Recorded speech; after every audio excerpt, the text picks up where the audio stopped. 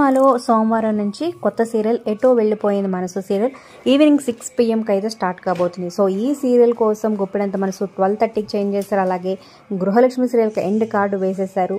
అలాగే కొన్ని serials timings కూడా చేంజ్ చేశారనమాట. సో ఫైనల్గా అయితే చాలా హైప్స్ మధ్య స్టార్ట్ అవబోతుందన్నమాట. ఈ సీరియల్పై మీరు ఎంతమంది వెయిట్ చేస్తున్నారు కింద కమెంట్ చేయండి. అయితే స్టార్ మాలో ప్రసారం అవుతున్న దీనికి పోటీగా జీ తెలుగులో 6 గంటలకి ప్రసారం అవుతున్న రాధమ్మ కూతురు సీరియల్, అలాగే 12:30కి గుప్పెడంత మనసు సీరియల్ టైంకి ఇక్కడ ప్రసారం కాబోతున్న సీతే రాముడి కట్నం, ఈ 2 సీరియల్స్కి సో రేపు అంటే స్టార్ట్ ఈ లాంచింగ్ ఎపిసోడ్ సోమవారం రోజున.